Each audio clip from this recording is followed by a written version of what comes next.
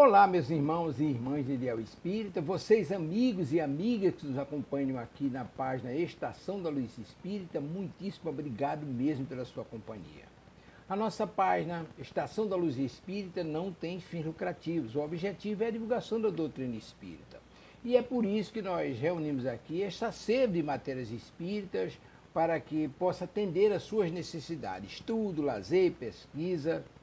Você encontra aqui na nossa página Estação da Luz Espírita os livros da codificação, obras suplementares, entrevistas, palestras e os programas da Web Rádio Estação da Luz de Natal e Web Rádio Cristo Consolador de São Paulo. Ou seja, um acervo que atenda às suas necessidades, sem fins lucrativos. O objetivo é a divulgação da doutrina espírita. E agora eu convido você para nos acompanhar na reprodução de mais esse trabalho imperdível. Muito obrigado mesmo pela sua companhia e vamos juntos!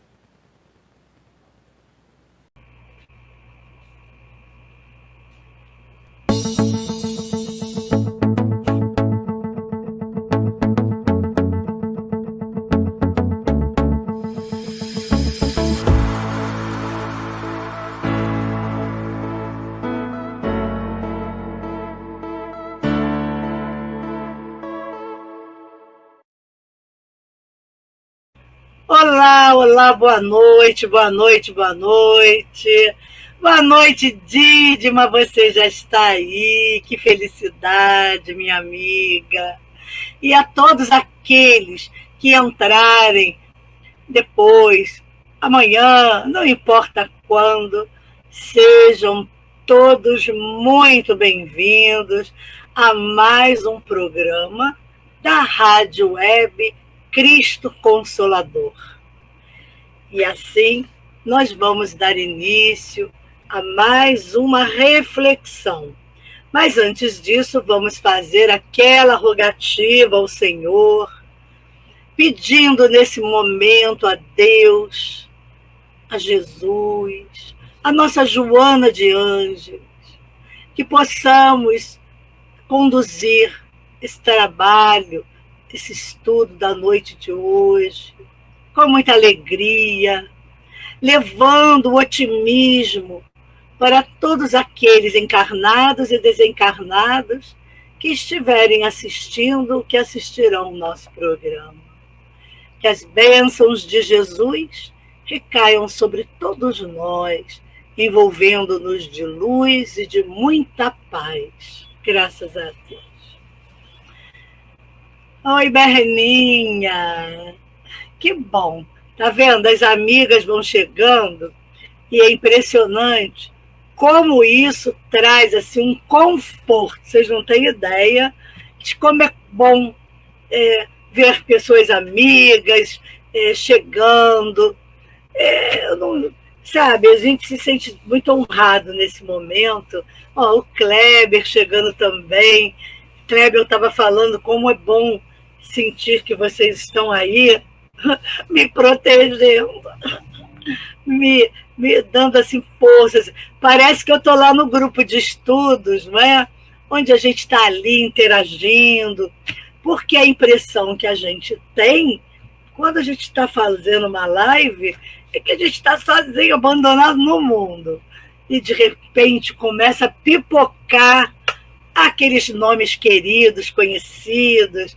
Isso, vocês não têm noção de como isso é bom. Hoje nós vamos falar sobre julgamentos. Nós estamos abordando o livro Jesus, o Evangelho, à luz da psicologia profunda de Joana de Ângeles, claro. E ela vai abordar nesse capítulo de hoje o tema julgamento. Eu fico assim, eu não sei por que eu ainda me impressiono com a Joana. Ela é sempre muito atual, mesmo quando ela tenha escrito lá em 2000. Foi no ano 2000 que lançou esse livro. Então, a gente percebe que são 23 anos, mas o assunto continua muito, muito atual. Ela está se baseando neste capítulo do Evangelho capítulo 10, item 10. Quando ela se refere a São Mateus, no capítulo 7, versículo 5, quando diz: hipócritas, tirai primeiro a trave do vosso olho e depois, então, vede como podereis tirar o argueiro do olho do vosso irmão. Essa passagem, ela é bem forte, não é? A gente nem precisa de muita interpretação. Tira primeiro a trave do teu olho e depois vai ver como você poderá tirar do outro. Isso é uma chamada aqui que São Mateus fala das palavras de Jesus.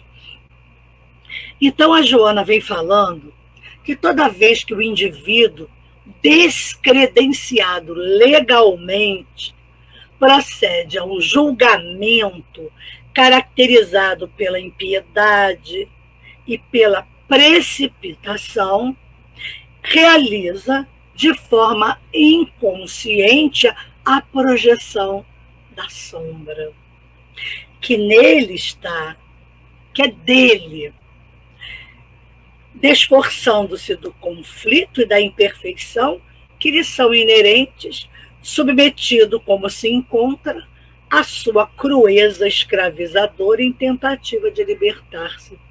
Vamos entender um pouquinho isso. A pessoa descredenciada legalmente, que procede um julgamento impiedoso, precipitado, ele está realizando de forma inconsciente a projeção dele mesmo, da sua própria sombra. E ele leva para o outro, com a sua sombra, ele julga as imperfeições que são dele, submetido como se encontra a sua crueza escravizadora. As pessoas, exatamente quando julgam, elas estão julgando aquilo que elas não gostam nela, mas é inconsciente, ela não percebe isso. Ela não tem ideia do quanto ela é cruel naquele momento onde ela se precipita em julgar os atos alheios. Então, ela diz que o julgamento é uma questão muito delicada. E é um dos mais complexos desafios que enfrenta a psicologia profunda, segundo Joana, em razão dos inúmeros fatos que se encontram subjacentes no ato, quase sempre perverso, de medir a conduta do outro com recursos nem sempre próprios de ética, justiça e dignidade. Isso é um padrão que se repete há séculos. A mídia hoje nos revela muito melhor isso, do quanto as pessoas são julgadas. Agora chama-se canceladas. As pessoas que estão aí nos YouTubes, né, os influencers, uma profissão que nem existia, foi inventada agora. E olha a responsabilidade de você ser um influenciador, uma influenciadora. Então, quando as pessoas julgam alguma coisa que o tal influenciador tenha cometido, que não esteja de acordo com aquilo do pensamento coletivo, ele é cancelado. Mas o que é isso? Cancelados são os dislikes, que, aliás, contamos com os likes de vocês, tá? Por favor, não deixe de tocar o sininho aí e a mãozinha também. E o cancelado, ele tem o dislike, que é a mãozinha para baixo. E isso, para quem vive como influenciador, isso é um castigo maior que pode existir, é ser cancelado. Aí a Joana fala que analisar né, analisá-lo, analisar isso, analisar essa pessoa, é devassar o inconsciente daquele que se atribui o direito de penetrar na problemática do outro, embora ignore várias causas difíceis de serem identificadas, porque específicas, mantendo um comportamento, por sua vez, mais danoso, mais credor de correção e censura do que aquele no seu próximo que ele pretende punir. E isso é muito, muito, a gente vê isso demais. A pessoa é justamente até pior do que aquela outra que está cometendo algum erro terrível, mas a pessoa se acha, né, no direito, tem a pachorra de achar que ela pode julgar aquela pessoa de uma atitude, de atos que ela comete. E, às vezes, em nível elevado às alturas. A gente vê isso o tempo todo, principalmente no mundo das religiões, infelizmente, e da política. São dois caminhos aí muito complicados. Mediante mecanismo automático de liberação das cargas de culpa e medo retidas no inconsciente, o julgador escusa-se desvelar as imperfeições morais que possui. Como, né? Facilmente identificando o mínimo reprochável no outro, por encontrar-se atribulado por gravames iguais, uns e outros muito mais perturbadores, como eu havia falado agora. E os estudiosos modernos, a Joana nos diz, modernos das propostas neotestamentárias, examinando o texto em epígrafe, sob a ótica de uma teologia mais compatível com os avanços da psicologia profunda, situam-no entre aqueles que são denominados como os, vejam bem que interessante, os discursos da ira proferidos por Jesus, dentro os quais estão as lamentações a respeito de todos que desconsideravam a boa nova e foram chamados de ais. Ai de vós, escribas e fariseus. Aqui a Joana, ela coloca como um discurso da ira, né? Não é dessa ira, desse sentido, né? Mas é uma ira, vamos dizer, divina, porque quando Jesus fala, né, ai de vós, escribas e fariseus, ou ai de vós, até quando estarei, ou né, hipócritas, até quando estarei dentre vós, é a ira, né? É o discurso da ira. Ela diz que esses severos alertas traduzem as reações do homem Jesus, tomado pela ira santa. Por quê? E ela fala exatamente isso em Jesus e Atualidade. Eu agora não estou lembrando em qual capítulo, que ela fala exatamente isso, quando ela diz, sua natureza, aquela ira santa, aquela que reflete a sua natureza humana. Ela está falando aqui do homem Jesus. Sem qualquer laivo, veja bem, de ressentimento ou ódio, de menosprezo e desconsideração pelos indivíduos incursos nas suas austeras palavras. Igualzinho a gente, né? Eu vou falar de mim. Se eu falar para alguém, ó, que hipócrita, hein? Além de eu achar a pessoa hipócrita, eu vou ficar com ranço dela, né? Já vou ficar achando, não, eu já tenho um olhar, né, negativo, que você é uma hipócrita, mentirosa. Jesus não. Por isso que a gente precisa entender o que a Joana está dizendo de ira santa. Eu ainda não tenho essa ira santa. A gente, quando se enraivece, fica chateado, a gente fica assim, com o ranço do outro, e fica chateado, não quer nem ver a cara. Jesus não. Ela diz aqui que, pelo contrário, ressalta a grandeza da sua masculinidade enérgica. Quando ele fala, quando ele tem esse discurso dessa ira santa. Essa masculinidade enérgica que não se detinha diante dos compromissos pusilânimes e sofistas irônicos e perversos, não é, Dídima? Estamos juntos, hein?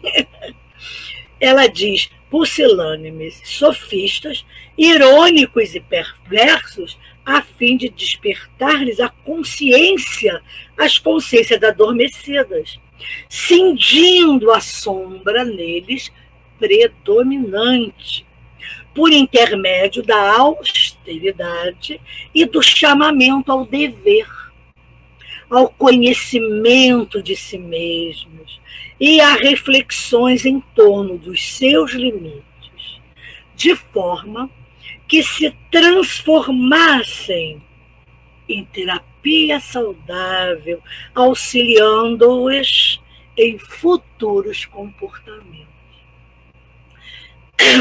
Porque Jesus, ele era assertivo. E ele podia dizer isso tudo para a gente, como se fosse um elogio.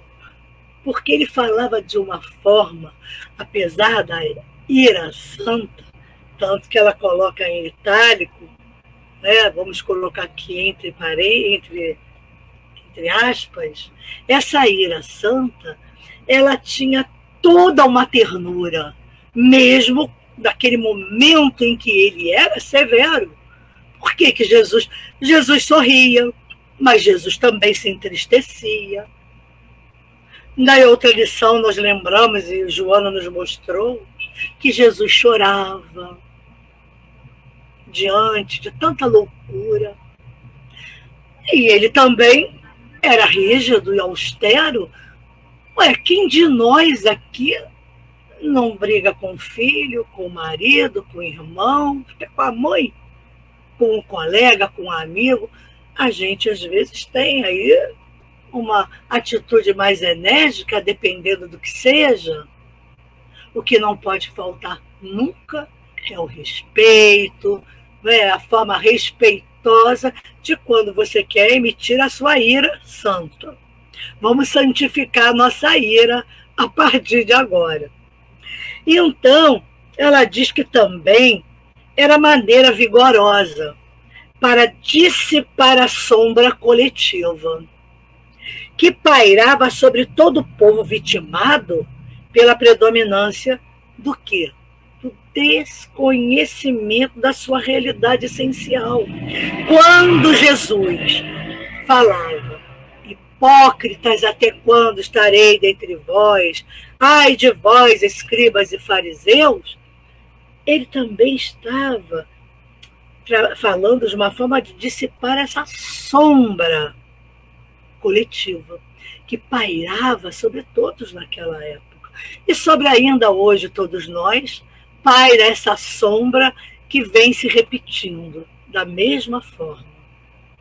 Ela diz que não poucas vezes Jesus foi convidado a enfrentar esses tecelões da injúria, tecelões da injúria e da desdita alheia, caracterizados pela sordidez da hipocrisia, sem disfarce, na qual ocultavam os seus sentimentos reais.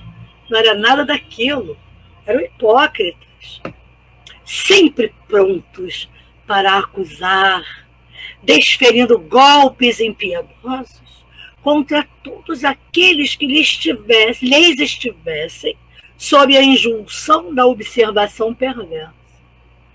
Está parecido com o que ainda acontece hoje? e que, infelizmente, até nas nossas casas espíritas, até no mundo religioso, seja de qualquer segmento. Então ela continua falando dessas pessoas, desses hipócritas,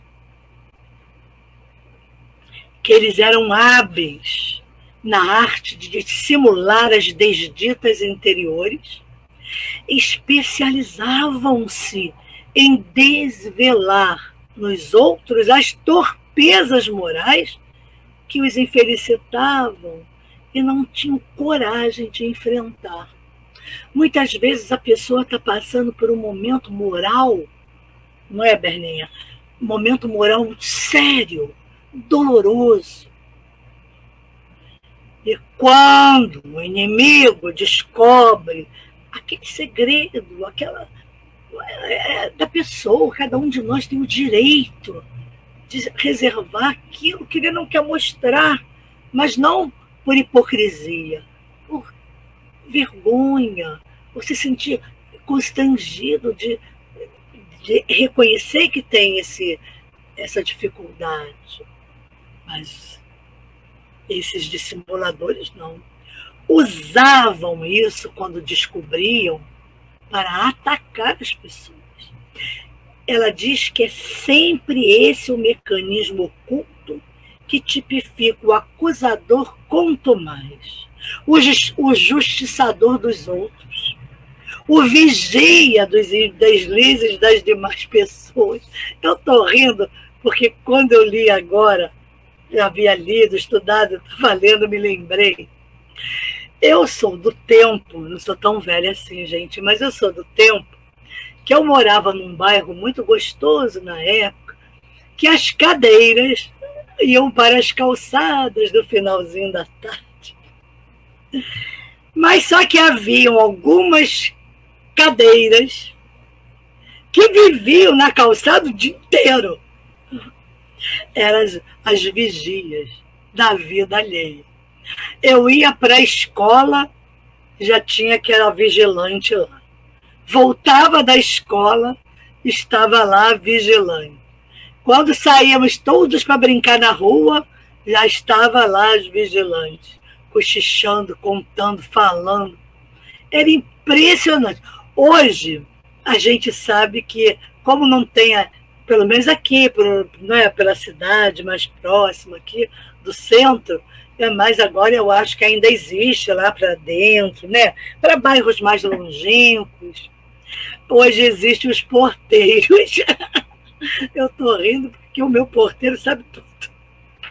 Olha, ele sabe não só de tudo do prédio, como ele sabe do prédio vizinho, da frente. Não tem o prédio na frente, mas ali onde tem uma pracinha que tem o cachorro-quente, ele sabe tudo. Se acontece alguma coisa lá na ponta da rua, ele sabe também. Então, hoje, nós temos vigilantes de todo tipo, de todas as formas e maneiras.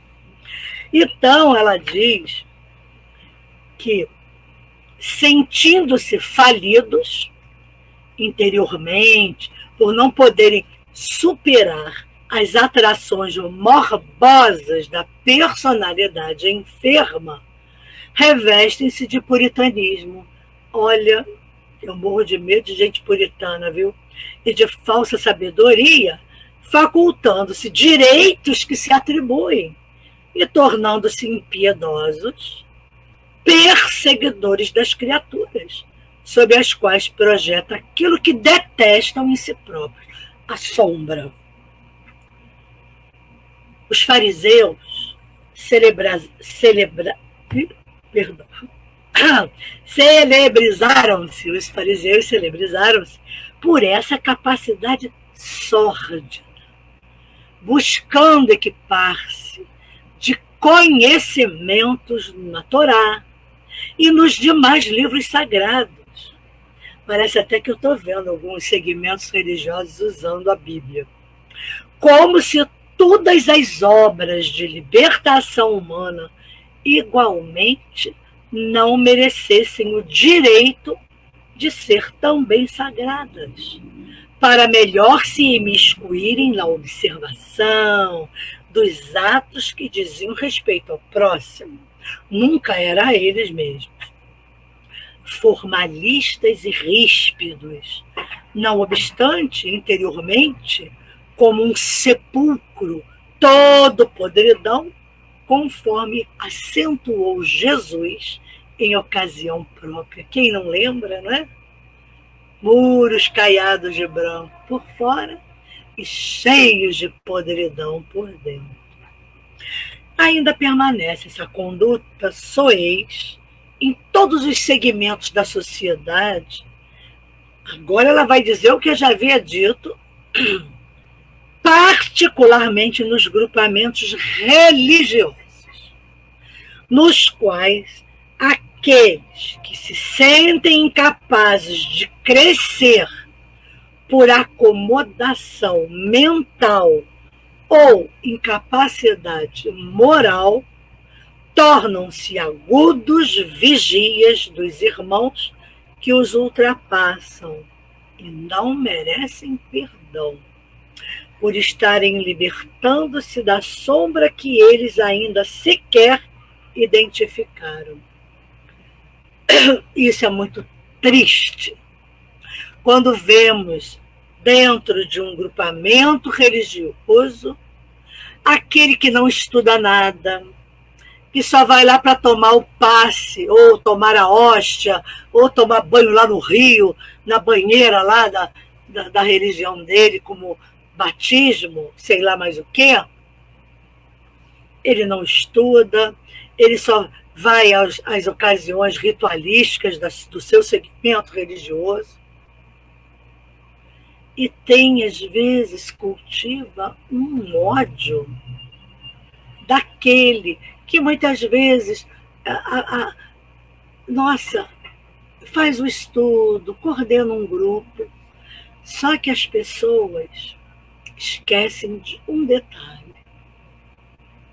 Quando aquela pessoa se coloca em serviço ao Senhor,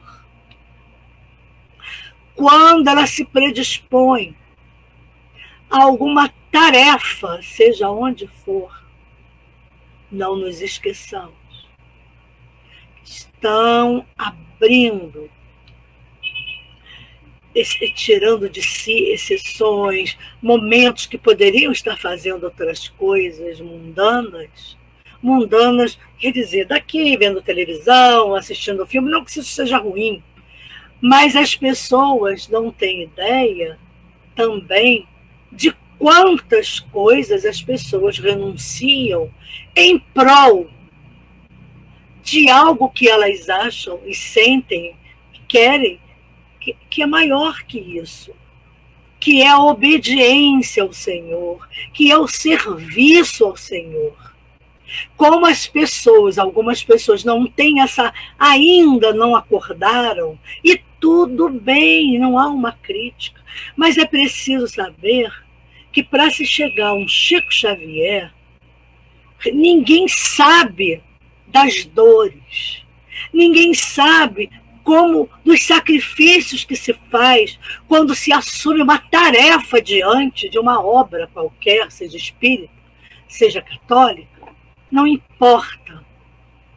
É preciso entender que há uma renúncia de muitas outras coisas que, com certeza, gostaríamos de fazer, mas chega-se ao ponto de quando as pessoas que fazem, elas não sentem que é um sacrifício, que estão abrindo mão de nada. É automático você abrir mão daquilo, em prol daquilo que se acredita. Por santidade? De jeito nenhum. Por acreditar e ter a certeza de que o nosso propósito aqui neste planeta é o servir.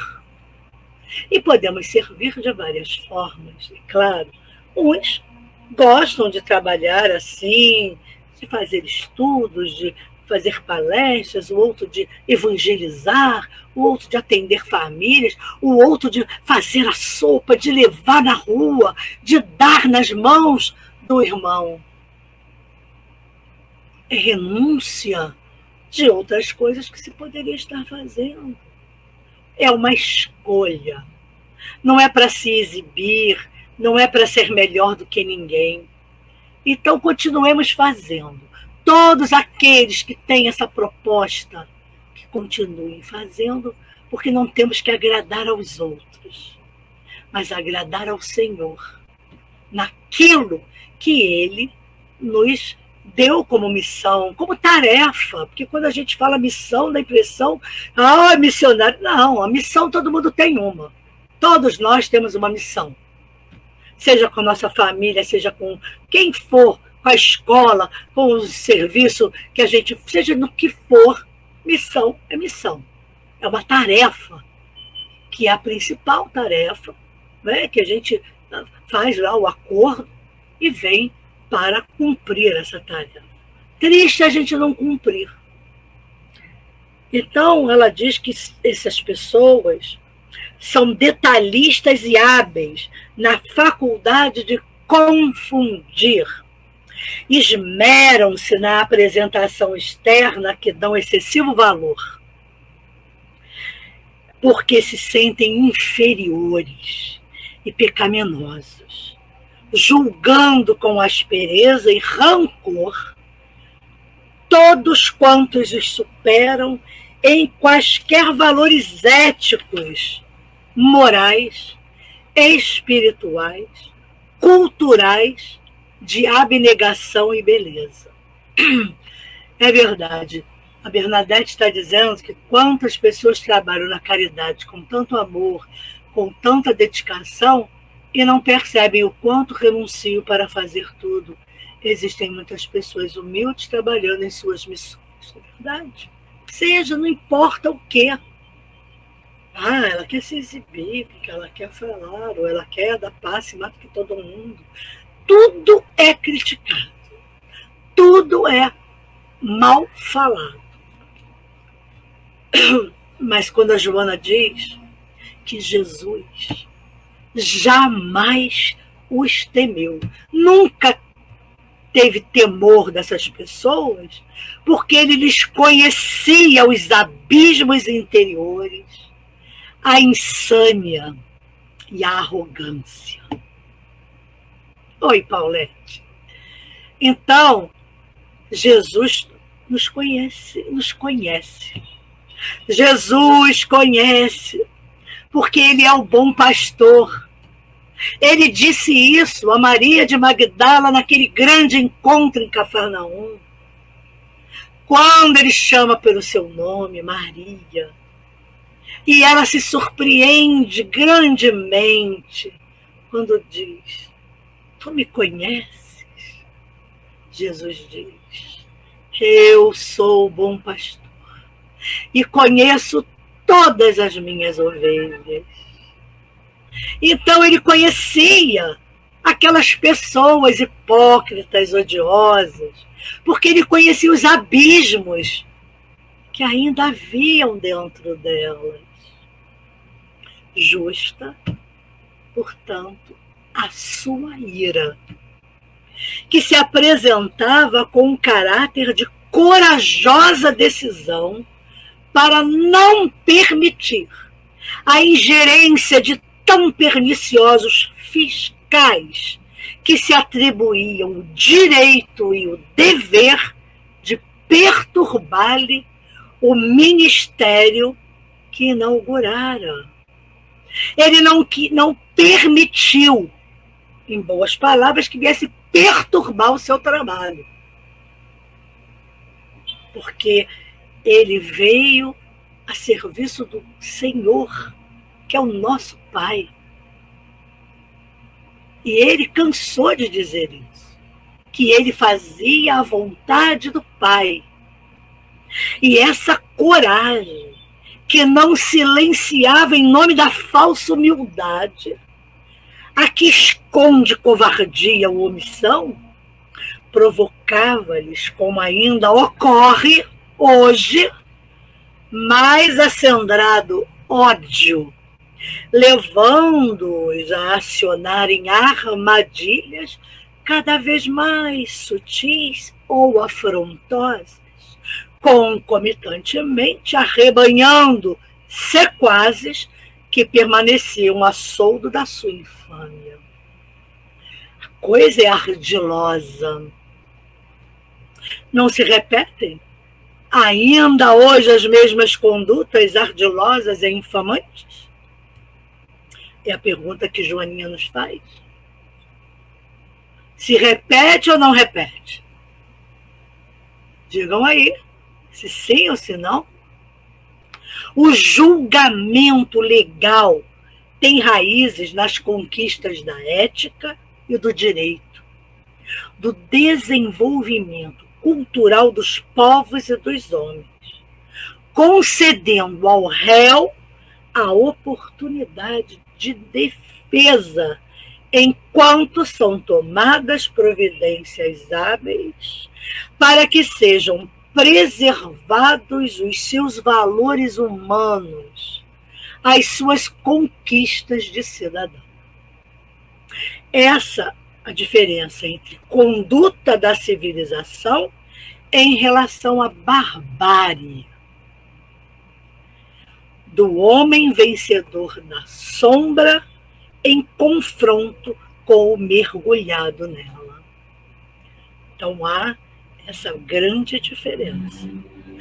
Examina-se a conduta infeliz de alguém que cometeu um delito, sem dúvida, mas não perdeu a qualidade de ser humano, requerendo dignidade e misericórdia, por mais hediondo haja sido seu crime, a fim de não se equipararem em rudeza e primitivismo os seus julgadores. É outro ponto dificílimo. Nós entendemos perfeitamente, e os espíritos amigos também entendem, de nós ainda não termos para aquela conduta infeliz, de um ato hediondo, de ter para com ele misericórdia, requerendo dignidade, que ele seja responsabilidades, mas que seja julgado em nome da lei, que tenha direito à defesa. Isso ainda é muito difícil para todos nós. Mas imaginemos se não houvesse já essa justiça dos homens que procura, dentro das leis, essa civilidade. Voltaríamos aos tempos, né? Os tempos bárbaros. Fez, corta logo a cabeça, fez, mata logo.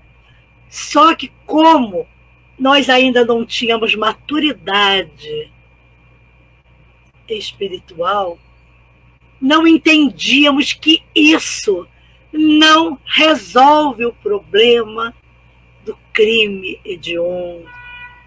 Não resolve porque somos seres mortais. Hoje, tendo essa noção, entendemos quando é dito que Deus não quer a morte do pecador, mas a do pecado. Mas ainda é muito difícil entendermos isso, porque nós somos seres emocionais.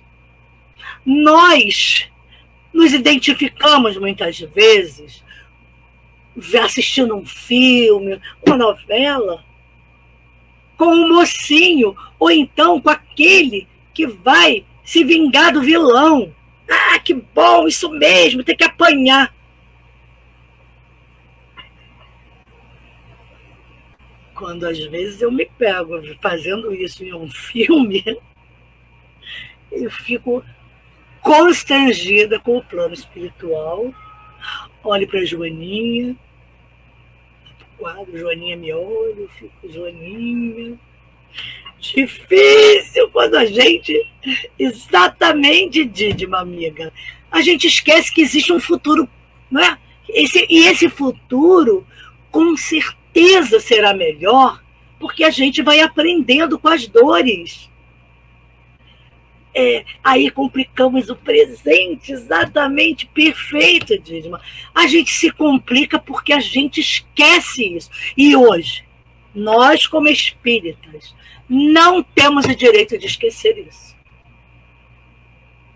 Somos reencarnacionistas, acreditamos na pluralidade das existências, acreditamos em vários outros mundos, sabemos que somos imortais, não podemos esquecer isso, que vamos renascer até pior no futuro, porque vamos vir cheios de raiva, de ódio, de rancor, já nasce com ódio da humanidade.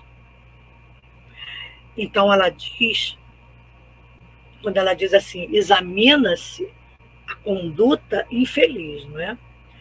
Que o julgamento, porém, que insensato, arbitrário e quanto mais, decorre da nossa inferioridade, da inferioridade do opositor, que apenas vê a própria imagem projetada do outro, não é? É a sombra. E odeia, sedento de destruição, para se libertar do quê? Do pesado fardo ferindo o outro. É covarde e cruel. Ela fala que a análise do erro é sempre uma necessidade impostergável quando não se faz realizada com perversas intenções de dominação do ego, totalmente divorciada da lei de amor e de caridade. Então deixamos que o ego, né, sobrepuje o self. Analisar para auxiliar, para corrigir, para educar, é valiosa contribuição para a construção do ser moral, psicológico e espiritual. Gente, isso é muito sério. Analisar para auxiliar, para corrigir, para educar. Ela fala que isso é uma valiosa contribuição para a construção do ser moral, psicológico e espiritual. Agora vou eu bater na mesma tecla. Eu sou muito chata. Auxiliar, corrigir, educar. Grande oportunidade, valiosa oportunidade para evangelização. Valiosíssima essa contribuição do ser moral, psicológico e espiritual.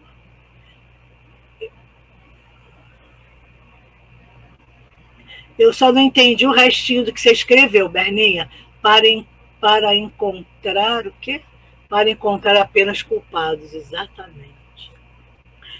Dessa forma, é inevitável que toda vez, quando se é defrontado pelas ocorrências do cotidiano, o próprio senso crítico e de discernimento proceda a julgamento. Examine a atitude, a conduta alheia, não assumindo, porém, a postura de censor, de responsável pela sociedade que pensaria estar defendendo. A sutileza se encontra na capacidade de não converter a apreciação e o exame de situação em condenação, que exige castigo, mais solidariedade ou autoprecaução para que não incida no mesmo equívoco. Então, o que ela está dizendo aqui, que a gente pode até, ela diz, com discernimento, um senso crítico, né, nesse julgamento, examinar aquela atitude, é para que a gente possa fazer o quê? Ajudar, auxiliar, para corrigir e educar. Não é para condenar, não é? Essa censura do dedo em riste, você é culpado, é você, tem outros dedos apontados para nós, né? Deixa eu fazer esse assim. Um para o céu, outro para você e 3 para mim. Então, a gente tem que prestar atenção que ela diz que graças a esse comportamento é que se manifesta a maturidade do ser humano, que ora sabe entender o correto em relação ao errado, a ação dignificante em confronto com a repuxável, a comparação entre o saudável e o patológico. Jesus, que sabia examinar sem julgar, muito menos punir, como consequência, viveu sempre muito feliz. Aí Jesus também era feliz, mesmo quando o homem Jesus era firme, era austero, quando ele chamava a atenção, quando ele tinha, naquele momento, a ira santa, mas com amor, com ternura, sem julgar. Então, a Joana fala umas coisas que são muito emocionantes. Ela diz que a doutrina de Jesus é todo um poema de alegria, de libertação dos conflitos, de auto-iluminação e de engrandecimento a Deus manifesto em todas as coisas, desde as simples sementes e grãos pequeninos, as aves dos céus, as redes de pescar, aos lírios do campo, ao azeite, à lâmpada, à mãe natureza e ao excelso Pai, a quem ninguém nunca viu. Aquele homem especial, pela própria grandeza e autoridade de que se fazia revestido, as quais lhe foram concedidas pelo Pai. Em todo momento, exteriorizava bom humor e alegria, sem enganos, severidade quando necessário, nunca, porém, hostilidade. Fazia-se generoso incessantemente, jamais covarde, amigo incomum de todos, não conivente com as suas defecções. Aí nesse momento, a gente lembra das palavras do mestre, dos encontros, das broncas, mas também dos encontros de amor no Sermão da Montanha. Não existe poesia mais bela que o Sermão da Montanha. E ele, Jesus, sabia desmascarar a hipocrisia e não trepidava em repreender os portadores da dissimulação mesquinha, possuidor, no entanto, do sentimento socorrista para com todos, tornava-se o psicoterapeuta incomparável. Essa descrição de Joana de Ângeles, muito emocionante, nos faz pensar que assim deveria ser, no mínimo, o atendimento fraterno. Vocês concordam? Né? sem julgamento, num sentimento de socorro àquele que bate à nossa porta, para com todos.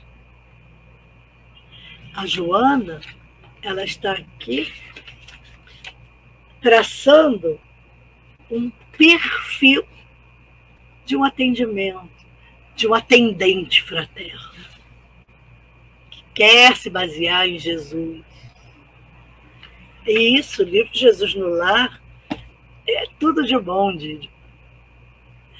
O farisaísmo permanece, ainda hoje, nos relacionamentos humanos, com as suas várias máscaras, ferindo ou tentando dificultar a marcha dos homens idealistas, daqueles que estão construindo a nova sociedade para um mundo melhor do futuro.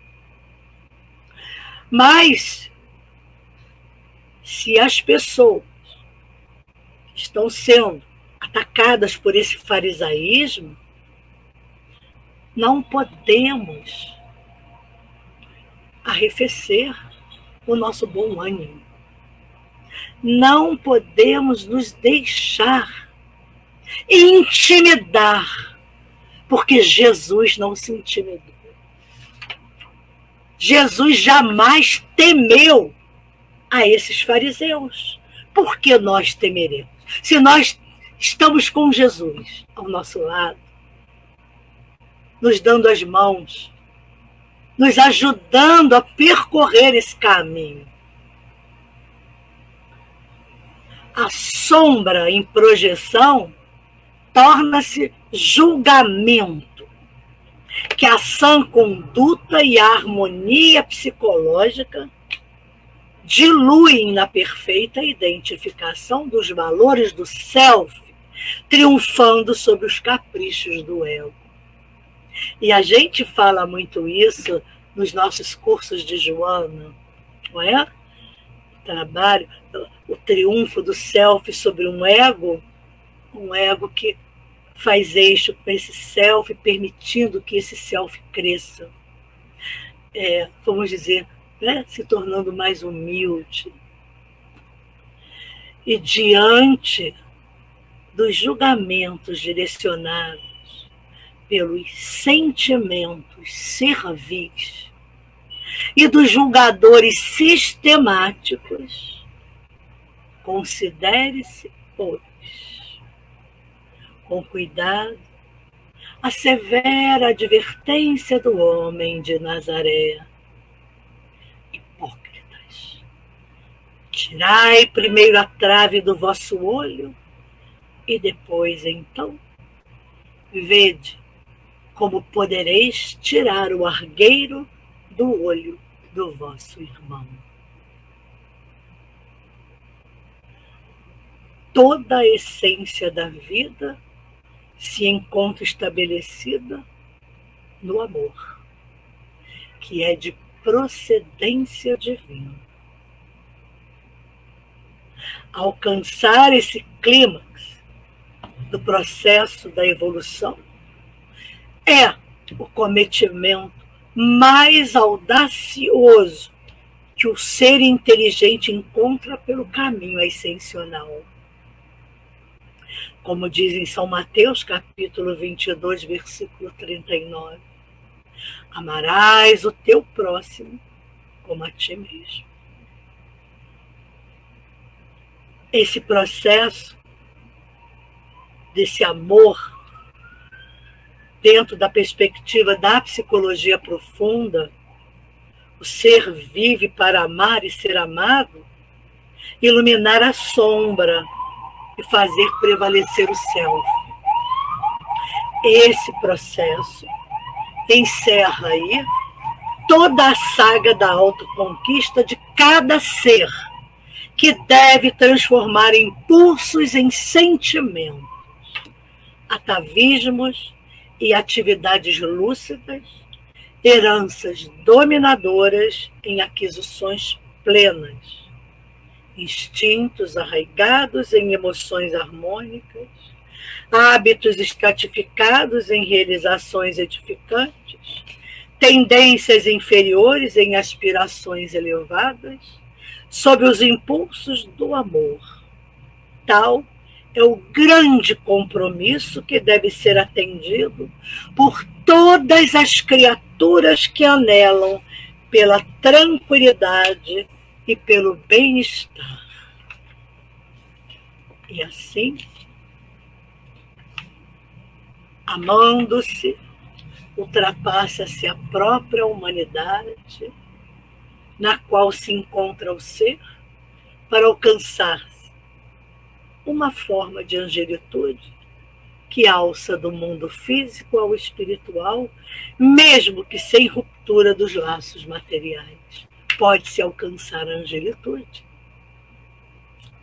Enfrentando os fariseus, discutidores incuráveis e malfazejos, sempre buscando algo para incriminar, seja quem fosse, responde-lhes a indagação melíflua a respeito de qual o mandamento maior da lei. Explicando que, acima de tudo, se encontra Deus, que deve ser amado com todo respeito, a abnegação e a vida, mas impôs: amarás o teu próximo como a ti mesmo, como reflexo daquele sentimento maior e total. Graças a Deus.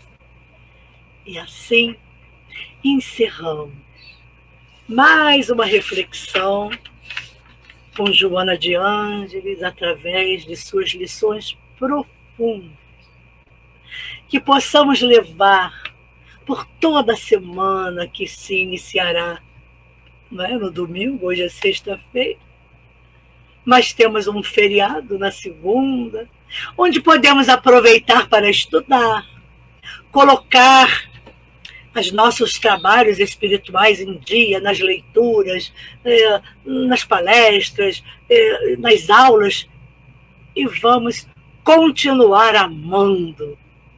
Obrigada a vocês todos, Kleber, pela honra que me dão com a presença de cada um, encarnados e desencarnados.